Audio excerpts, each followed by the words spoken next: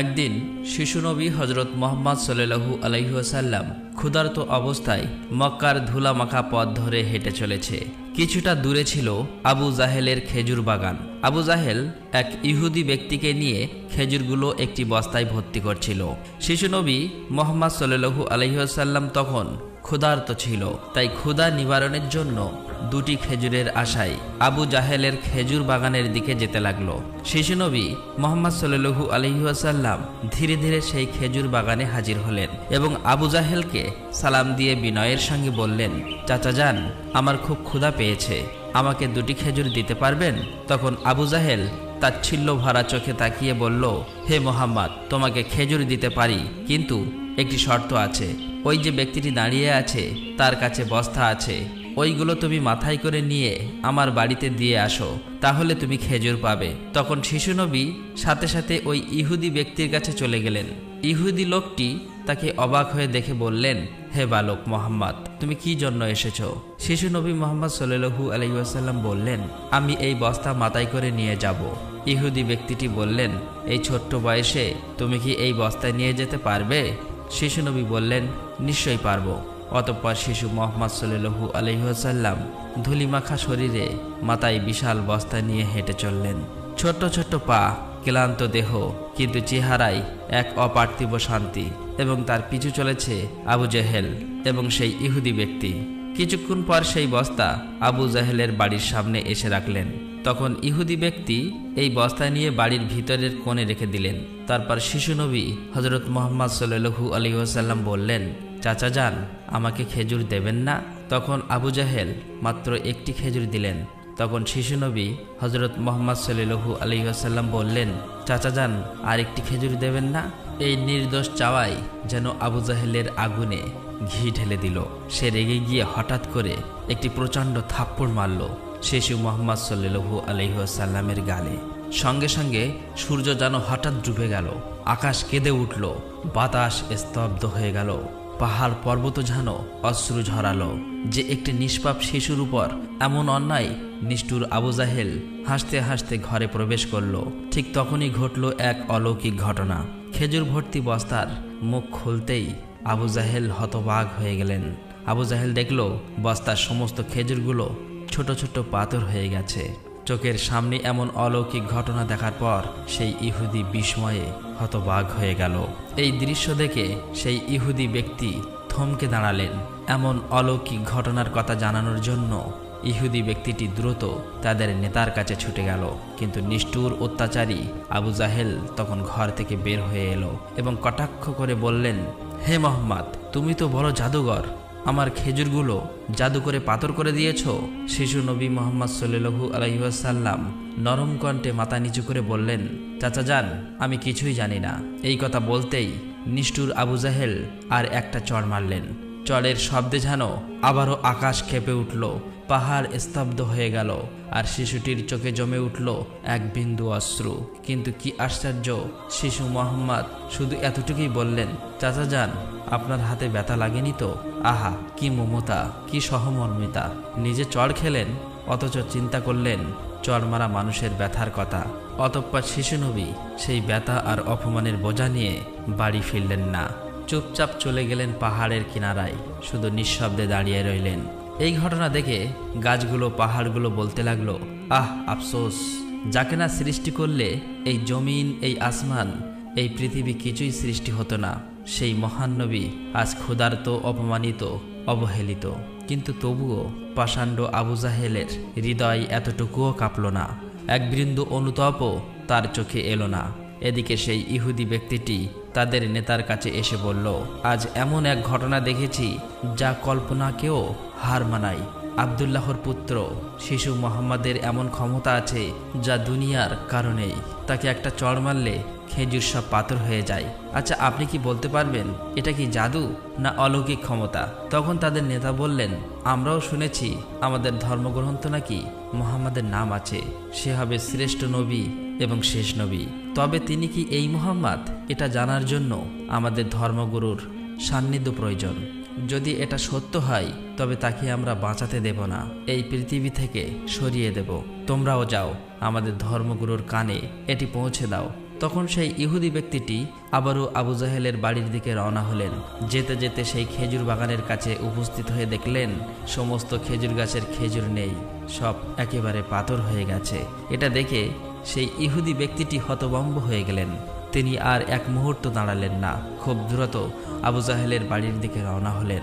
আবু জাহেলের বাড়িতে এসে বললেন, ভাই, আপনার খেজুর বাগানের সমস্ত খেজুরগুলো তো পাথরে পরিণত হয়ে গেছে। এখন এটাকে যদি ফিরিয়ে আনতে না পারেন তাহলে অনেক টাকা ক্ষতি হয়ে যাবে। এটাকে ফেরানোর একমাত্র পথ হলো শিশু মুহাম্মাদের কাছে ক্ষমা চাওয়া। কিন্তু আবু জাহেল ক্ষমা চাওয়ার পাত্র ছিল না।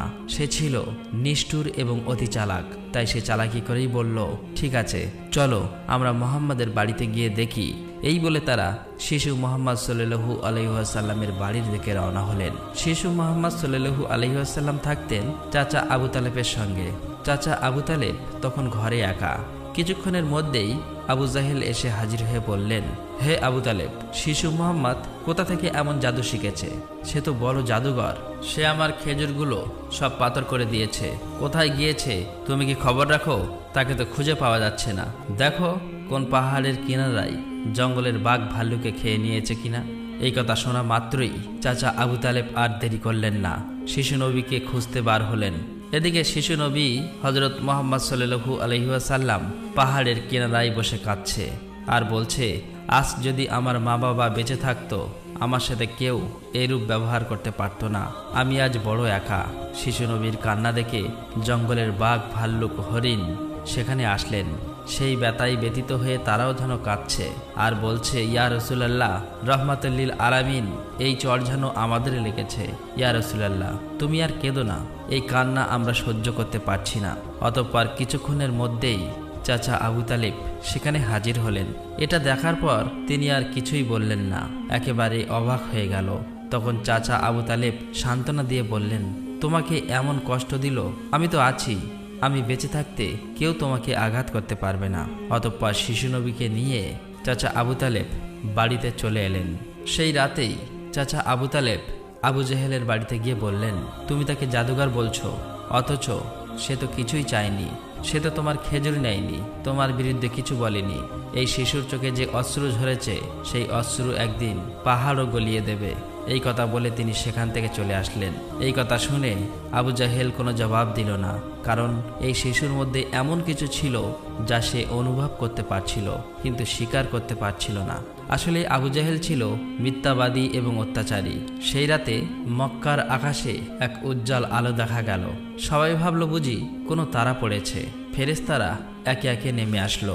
এক ফেরেশতা আরেক ফেরেশতাকে বলল, এই শিশুর চোখে পানি দিয়ে একদিন মহা কিতাব নাজিল হবে।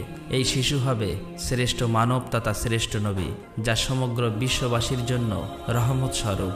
এদিকে ইহুদি কাফেররা এই অলৌকিক ঘটনা শোনার পর নবীজিকে হত্যা করার জন্য ষড়যন্ত্র লিপ্ত হয়ে যায়। কেননা তারা চেয়েছিল যে শেষ নবী তাদের বংশের মধ্যে জন্ম হোক, কিন্তু তা হয়নি। তাদের মধ্যে একজন ইহুদি তাদের ধর্মগুরুর কাছে গিয়ে সমস্ত ঘটনা খুলে বললেন। তখন তাদের ধর্মগুরু বললেন, আমি চিনেছি তাকে, সে সেই নবী যার বর্ণনা আমাদের কিতাবে আছে। তার দুটি চিহ্ন রয়েছে, একটি কাঁধে নবুয়াতের মোহর, অন্যটি তার দৃষ্টিতে রহমত। অন্য একজন প্রশ্ন করল, তাহলে আপনি কি ঈমান আনবেন? তখন তিনি চুপ করলেন, মাথা নিচু করলেন, তারপর শুধু বললেন, আমরা চেয়েছিলাম আমাদের বংশে আসুক, তাই আমরা সত্যকে অস্বীকার করব। অন্যদিকে প্রতি বছর চাচা আবু তালেব ব্যবসার উদ্দেশ্যে সিরিয়ায় সফর করতেন। সেদিনও চাচা আবু তালেব সিরিয়া সফরের উদ্দেশ্যে প্রস্তুত হচ্ছিলেন। ঠিক সেই সময় শিশু মুহাম্মদ সাল্লাল্লাহু আলাইহি ওয়াসাল্লাম এসে বললেন, চাচা যান, আপনার সঙ্গে আমিও সিরিয়ায় সফরে যাব। কিন্তু শিশু মুহাম্মাদের কথা চাচা আবু তালেব ফেলতে পারলেন না। অতঃপর পরের দিন ব্যবসার উদ্দেশ্যে শিশু মুহাম্মাদকে নিয়ে চাচা আবু তালেব সিরিয়া সফরের উদ্দেশ্যে রওনা হলেন। এভাবেই চলতে চলতে কয়েক মঞ্জিল পথ অতিক্রম করার পর বাণিজ্য কাফেলা শাম নামক একটি জায়গায় গিয়ে বিশ্রাম নিচ্ছিলেন। সেখান থেকে কিছুটা দূরে খ্রিস্টানদের একটি গির্জা ছিল। সেই গির্জায় খ্রিস্টানদের একজন ধর্মগুরু ছিল, যে সেই জামানার সবচেয়ে মহাপণ্ডিত ছিল। কাফেলা যখন আবারও চলতে শুরু করলো, তখন ওই খ্রিস্টানদের ধর্মগুরু লক্ষ্য করে দেখল কাফেলার সাথে সাথে যে সোজা শিশু নবী আছে তার ঠিক মাথার উপর একখণ্ড মেঘ আছে। তার মাথার উপর ছায়া দিতে দিতে সরে আসছে। এটা দেখে তিনি অবাক হয়ে গেলেন। খ্রিস্টান ধর্মগুরু খুব শীঘ্রই তাদের ধর্মগ্রন্থ পড়ে বুঝলেন নিশ্চয়ই কাফেলার ভিতরে আখিরি জামানার শেষ নবী রয়েছে। তখন তিনি খুব দ্রুত তাদের একজন লোককে ডাকলেন এবং বললেন, তোমরা যাও, ওই কাফেলার সকলকে ডেকে আনো, তাদেরকে আমরা দাওয়াত খাওয়াবো। এই কথা শুনে তারা সেখানে চলে গেল এবং তাদেরকে বলল, প্রিয় ভাইরা, আমাদের ধর্মগুরু আপনাদের সকলেরই দাওয়াত করেছেন, এই দাওয়াত আপনারা কবুল করুন। অতঃপর কাফেলার সকলেই ওই গির্জায় আসলেন। তারপর খ্রিস্টান ধর্মগুরু কাফেলার সকলকে পেট ভরে খাওয়ালেন। অতঃপর কিছুক্ষণ পর খ্রিস্টান ধর্মগুরু আবু তালেবকে বললেন, হে কাফেলার সর্দার, নিশ্চয়ই এই শিশুর পিতামাতা ইন্তেকাল করেছে। আবু তালেব বললেন, হ্যাঁ, আপনার অনুমান সত্য, তারা ইন্তেকাল করেছে। এখন আমি তাকে লালন পালন করি। তখন খ্রিস্টান ধর্মগুরু বলল, এ কাফেলার সর্দার, শুনে রাখো, আপনার ভাতিজা নিশ্চয়ই আল্লাহর শেষ নবী হবেন। তার পৃষ্ঠদেশে মোহরের নবুয়াত খচিত আছে। তার প্রতি তুমি খুবই সতর্ক দৃষ্টি রাখবে এবং তাকে কোথাও একা যেতে দেবেন না। কেননা ইহুদি নাসারাগণ এটা জানতে পারলে, চিনে ফেললে, তারা শিশু মোহাম্মদকে প্রাণনাশের চেষ্টা করবে, এতে কোনো সন্দেহ নেই। তখন চাচা আবু তালেব বললেন, আপনি এই খবর জানেন কিভাবে? খ্রিস্টান ধর্মগুরু বললেন, আমি তৌরাত কেতাবে এই ঘটনার বর্ণনা পেয়েছি। তুমি যাও, তোমার ভাতিজাকে এখানে ডেকে আনো। তখন চাচা আবু তালেব শিশু মোহাম্মদকে সেখানে আনার জন্য চলে গেলেন। কিছুক্ষণ পর খ্রিস্টান ধর্মগুরু দেখলেন আবার একটি কাফেলা রওনা হচ্ছে। তখন খ্রিস্টান ধর্মগুরু সেখানে গেলেন এবং তাদেরকে জিজ্ঞাসা করলেন, আপনারা কারা আর কোথায়, কি জন্যই বা যাচ্ছ? তখন তারা উত্তর দিল, আমরা রোম দেশের সৈন্য, আমাদের বাদশাহ আমাদেরকে পাঠিয়েছে যে দুনিয়াতে নাকি আখিরি নবীর আবির্ভাব হয়েছে অনেকদিন আগেই। আমরা তার সন্ধান করছি, তাকে খুঁজে ফেলে হত্যা করে দেব। আপনি কি তার কোনো সন্ধান দিতে পারবেন? তখন খ্রিস্টান ধর্মগুরু বলল, তোমরা বৃথায় তাকে খুঁজে বেড়াচ্ছ। আল্লাহ তাআলা যদি সত্যিই তার শেষ নবীকে দুনিয়ায় পাঠিয়ে থাকেন, তবে তো তিনি নিজেই তাকে হেফাজত করবেন। কারো এমন সাধ্য নেই যে তাকে হত্যা করতে পারবে। অতএব তোমরা আবারও রোম দেশে ফিরে যাও। এই কথা শুনে ওই সৈন্যগুলো ফিরে গেল। এভাবেই সেই দিন অতিবাহিত হয়ে গেল। রাতের বেলা খ্রিস্টান ধর্মগুরু চাচা আবু তালেবকে তাদের গির্জায় ডেকে বলল, হে কাফেলার সর্দার, দেখেছ তো, আমার কথাই সত্য। ইহুদি নাসারাগণ আখিরি নবীর সাথে চরম শত্রুতা পোষণ করে। তারা যদি শেষ নবীকে হাতের কাছে পেয়ে যায় তাহলে হত্যা করার চেষ্টা করবে। অতএব ভাতিজাকে নিয়ে বিদেশে যাওয়া উচিত হবে না, ফিরে যাও। অতঃপর পরের দিন চাচা আবু তালেব আর বিদেশ সফর করলেন না, আবারও দেশের পথে ফিরে আসতে লাগলেন। কিছুক্ষণ যাবার পর পথের মধ্যে একটি ঘোড়া দেখতে পেলেন, কিন্তু সেখানে কোনো মানুষ ছিল না। এটা দেখে তারা সেখানে দাঁড়িয়ে পড়লেন। তারপর দেখলেন একজন মানুষ মৃত অবস্থায় পড়ে আছে। আসলেই এটি ছিল একজন ইহুদি যে শিশু নবীকে হত্যা করতে এসেছিল। কিন্তু আজ সেই শিশু নবী নিজে তাকে বাঁচিয়ে তুলছে, নিজের হাতে পানি খাওয়াচ্ছেন। এভাবেই তাকে বাঁচিয়ে নিজেদের সাথে নিয়ে আবারও পথ চলতে শুরু করলেন। এভাবেই চলতে চলতে তাদের কাফেলা একটি সাগরের কিনারায় এসে উপস্থিত হলেন। সেখানে ছিল একটি জেলে সম্প্রদায়ের বসবাস। তাদের কাফেলা সেখানেই বিশ্রাম নিচ্ছিলেন। কিন্তু ওখানকার জেলে সম্প্রদায় ছিল মূর্তি পূজারী। তারা ছিল কুসংস্কারে আবদ্ধ। চাচা আবু তালেব হঠাৎ করে একটি জায়গায় গিয়ে দেখল একদল জেলে সম্প্রদায় মূর্তি পূজা করছে। তখন তাদের মধ্যে একজনকে জিজ্ঞাসা করল, প্রিয় ভাইরা, আপনারা এমন করে মূর্তি পূজা করছেন কেন? তখন সেই ব্যক্তি বলল, আমাদের জালে বহুদিন থেকে মাছ ধরা পড়ে না, তাই সমুদ্রের দেবতাকে খুশি করার জন্য এই পূজার আয়োজন করেছি। এদিকে শিশু মুহাম্মদ সাল্লাল্লাহু আলাইহি ওয়াসাল্লাম লক্ষ্য করে দেখলেন একটি বড় মূর্তির সাথে একজন মা ও তার বাচ্চাকে শিকল দিয়ে বেঁধে রাখা হয়েছে, তাদেরকে বলি দেবে বলে। কেননা এই জেলে সম্প্রদায়ের বিশ্বাস ছিল এভাবে বলি দিলে তাদের দেবতা খুশি হবে, তাদের জালে আবারও মাছ ধরা পড়বে। তখন শিশু মুহাম্মদ সাল্লাল্লাহু আলাইহি ওয়াসাল্লাম সেখানে গেলেন এবং তাদেরকে শিকল খুলে মুক্তি করে দিলেন। সেই মুহূর্তে একজন জেলে সেখানে গেলেন এবং বললেন, আমরা যাদেরকে বলি দেব বলে বেঁধে রেখেছিলাম তাদেরকে একজন বাচ্চা খুলে দিয়েছে। এটা শুনে তারা সবাই অতি দ্রুত নবীজিকে ধরতে সেখানে যেতে লাগলো। তখন চাচা আবু তালেব তাদেরকে থামাতে গেল, আর সেই সাথে সাথেই তারা সবাই দেখতে পায় সমুদ্রের কাছে সেই বড় মূর্তিটি আপনা আপনি ভেঙে পড়েছে। সমুদ্রের ঢেউ উঠেছে আর সেই ঢেউয়ের সাথে সাথে অনেকগুলো মাছ উপরে উঠে এসেছে।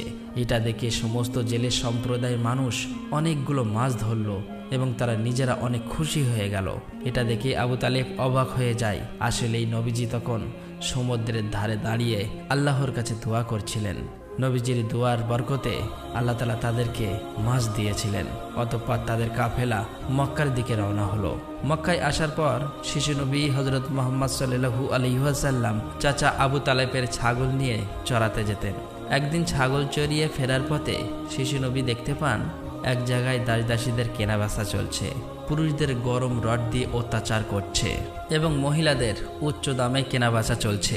এটা দেখে শিশু নবী অনেক কষ্ট পায়।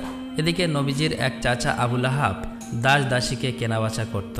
তিনি একজন দাসকে বেশি দামে বিক্রি করে দিচ্ছিলেন। ঠিক সেই সময় তার স্বামী গিয়ে বললেন, হুজুর, আপনি এমন কাজ করবেন না, আমাদেরকে ক্ষমা করে দিন। এভাবেই কাকুতি মিনতি করতে লাগলো, কিন্তু আবু লাহাব তার কোনো কথাই শুনতে চায় না। ঠিক সেই সময় আমাদের দয়ার নবী সেখানে হাজির হয় এবং চাচা আবু লাহাবকে বলে, আপনি এই মহিলাকে বিক্রি করবেন না। তখন আবু লাহাব বলে, আমি এই মহিলাকে অনেক বেশি দামে কিনেছি, আমার মূল্য পরিশোধ করে দিলে আমি তাকে ছেড়ে দেব। তখন শিশু নবী তার এই মূল্য পরিশোধ করে দিলেন, আর সেদিন সেই মহিলা নবীজির জন্য মুক্তি পেয়েছিলেন। অতঃপর সেই সময় মক্কায় বহুদিন ধরে বৃষ্টি হচ্ছিল না। মক্কায় বড় বড় নেতারা একত্রিত হয়ে বলতে লাগলো, মক্কায় বহুদিন ধরে বৃষ্টি হচ্ছে না, আমাদের বাচ্চারা মারা যাচ্ছে, পশু পাখি মারা যাচ্ছে। তাই আমরা সবাই মিলে কসম করছি যে আমরা সবাই কাবার কাছে আসব এবং সেখানে গিয়ে বৃষ্টি চাইব। যতক্ষণ না বৃষ্টি আসে ততক্ষণ আমরা সেখান থেকে আসব না। এই কথা বলার পর সবাই একে একে কাবার দিকে যেতে লাগলো। সেখানে চাচা আবু তালেবও যাবে। ঠিক এমন সময় শিশু মুহাম্মদ সাল্লাল্লাহু আলাইহি ওয়াসাল্লাম চাচা আবু তালেবকে জিজ্ঞাসা করলেন, চাচা যান, আপনি কোথায় যাচ্ছেন? চাচা আবু তালেব বললেন, হে মুহাম্মদ, আমাদের মক্কা শুকিয়ে গিয়েছে, বহুদিন বৃষ্টি হয় না, একে একে সবাই মারা পড়ছে, তাই বৃষ্টির জন্য কাবা ঘরের কাছে যাচ্ছি। তখন শিশুনবী বললেন, চাচা যান, আপনি আমাকে সাথে নিয়ে চলেন। তখন চাচা আবু তালেব বললেন, হে মুহাম্মদ, তুমি এখন ছোট্ট, সেখানে মক্কার বড় বড় নেতারা থাকবে, আমি যদি তোমাকে নিয়ে যাই তাহলে সকলেই আমাকে অপমান করবে। তখন শিশুনবী বললেন, চাচা যান, আপনি আমাকে সাথে নিয়ে চলেন, তারা যদি আমাকে সেখানে থাকতে না দেয় তাহলে আমি চলে আসব। শিশু নবীর মুখে এমন কথা শোনার পর চাচা আবু তালেব তার কথা ফেলতে পারলেন না। আসলে তিনি তাকে খুবই ভালোবাসতেন, তাই তিনি তাকে নিয়ে কাবার দিকে রওনা হলেন। কিছুক্ষণ পর তারা কাবার কাছে গিয়ে হাজির হলেন। দেখলেন কাবা ঘরের কাছে মক্কার বড় বড় নেতারা হাজির হয়েছে। আশেপাশের পুরুষ মহিলা সবাই হাজির হয়েছে, কেননা তারা শপথ নিয়েছে বৃষ্টি না আসা পর্যন্ত কাবা ঘর আঁকড়ে ধরে রাখবে। মক্কার বড় বড় নেতারা বলতে লাগলো, হে আবু তালেব, তুমি কি জানো না আমরা এখানে শপথ করে এসেছি, তুমি এই শিশুটিকে কেন নিয়ে এসেছো? এখানে তো তার কোনো প্রয়োজন নেই। তখন আবু তালেব বললেন, হে মুহাম্মদ, তুমি পিছনের দিকে চলে যাও। এই কথা শুনে শিশু মুহাম্মদ পিছনের দিকে চলে গেলেন। অতঃপর মক্কার বড় বড় নেতারা একসাথে বলতে লাগলো, হে কাবা ঘরের স্রষ্টা, আমাদের পানির ব্যবস্থা করে দিন, আমরা আর পারছি না। এভাবেই বলতে বলতে সারা রাত কেটে গেল, কিন্তু একটুও বৃষ্টি হলো না। সকাল গড়িয়ে দুপুর হয়ে গেল, বৃষ্টি হলো না। এদিকে কাবা ঘরও গরম হতে শুরু করলো। এর মাঝে তিনজন গরম সহ্য করতে না পেরে গরমে অজ্ঞান হয়ে গেল। কিছু লোক তাদেরকে নিয়ে এক জায়গায় চিকিৎসার ব্যবস্থা করলেন। এদিকে একজন চাচা আবু তালেবের পিছনে আঁকড়ে ধরলেন। চাচা আবু তালেব যখন পিছনে ফিরে তাকালেন, দেখলেন শিশু মুহাম্মদ সেখানে দাঁড়িয়ে আছে। অত্যন্ত রেগে গেলেন এবং বললেন, হে মুহাম্মদ, তুমি এখানে কেন এসেছো? তখন শিশু মুহাম্মদ বললেন, চাচা যান, আমাকে আসতে দিন, আমি আসলেই মহান আল্লাহ তাআলা পানি বর্ষণ করবেন। তখন চাচা আবু তালেব বললেন, এখানে এতগুলো মক্কার বড় বড় নেতা আছে, তারা সবাই পানি চাইছে, কিছু হচ্ছে না, আর তুমি এখন এই শিশু বয়সে কি করবে? তুমি চাইলে পানি হবে? এটা সম্ভব? অতএব তুমি পিছনের দিকে চলে যাও। এই কথা শুনে শিশু নবী আবার পিছনের দিকে চলে আসলেন। এদিকে পুনরায় তারা একসাথে বলতে লাগলো, হে কাবা ঘরের স্রষ্টা, আপনি আমাদের পানির ব্যবস্থা করে দিন। কিন্তু কোনো মতেই বৃষ্টি হলো না। তখন সবাই ক্লান্ত হয়ে এক জায়গায় বিশ্রাম নিচ্ছিলেন। চাচা আবু তালেব পিছনে লক্ষ্য করে দেখলেন আবারও শিশু নবী সেখানে হাজির। তিনি অত্যন্ত রেগে গিয়ে বললেন, হে মুহাম্মদ, তুমি আবার কেন এসেছো? শিশু মুহাম্মদ বললেন, চাচা যান, আমি তো আপনার ঘাম মুছতে এসেছি। এই কথা শুনে চাচা আবু তালেব নবীজির উপর প্রচণ্ড মায়া লাগলো এবং তাকে জড়িয়ে ধরলেন। তখন শিশু মোহাম্মদ আবার বললেন, চাচা যান, আমাকে একটিবার কাবা ঘরের কাছে যেতে দিন। আমি গেলে আল্লাহ তাআলা পানি বর্ষণ করবেন। সেখানে থাকা মক্কার নেতাদের মধ্যে একজন এই কথাটি শুনতে পেল। শিশু মোহাম্মদ চিৎকার করে বলতে লাগলো, হে মক্কার মানুষেরা, চেয়ে দেখো, পানি চলে এসেছে। সেখানে থাকা সমস্ত লোকেরা অবাক হয়ে বলতে লাগলো, কোথায় পানি এসেছে? এখানে তো আমরা সবাই গর্বে মারা যাচ্ছি, আর তুমি বলছো পানি চলে এসেছে? তাদের মধ্য থেকে একজন বলল, হে মোহাম্মদ, তুমি এগিয়ে যাও। কিন্তু অন্য নেতারা বলল, আমাদের মতো বড় বড় নেতা থাকতে যদি এই শিশু মোহাম্মদ সামনে চলে যায় তাহলে আমাদের মান সম্মান সব চলে যাবে। অতঃপর অনেক আলোচনার পর শিশু মোহাম্মদকে কাবা ঘরের সামনে যাবার অনুমতি দেওয়া হলো। শিশু মোহাম্মদ সাল্লাল্লাহু আলাইহি ওয়াসাল্লাম যখন কাবা ঘরের কাছে গিয়ে আকাশের দিকে মুখ তুললেন এবং আল্লাহর কাছে দোয়া চাইলেন, সঙ্গে সঙ্গে মক্কার বুকে মুষলধারে বৃষ্টিপাত শুরু হলো। দেখতে দেখতে মক্কার চারিদিকে বৃষ্টিতে পরিপূর্ণ হয়ে যায়।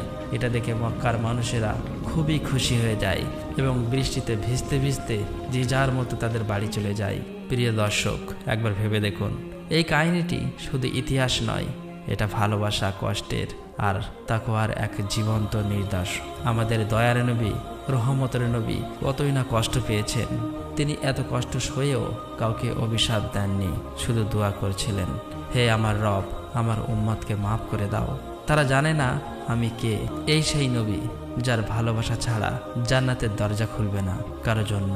আর আজ আমরা এই যুগের মুসলিম কতটুকু কাঁদি তার জন্য, কতটুকু ভালোবাসি তাকে, কতটুকু তার সুন্নাহ আঁকড়ে ধরেছি। একবার ভেবে দেখুন, যে নবীর কষ্টে পাহাড় কাঁদে, গাছ কাঁদে, পশু পাখি কাঁদে, আর আমরা, আমাদের চোখে জল আসে না, আমাদের হৃদয় কেন নড়ে না? প্রিয় দর্শক, আসুন আমরা সকলেই দোয়া করি, মহান আল্লাহ তাআলা যেন আমাদের সকলকে সেই দয়ার নবীর ওসিলায় মাফ করে দেন। আল্লাহ তাআলা আমাদের সকলের দোয়া কবুল করুক, আমিন। আসসালামু আলাইকুম।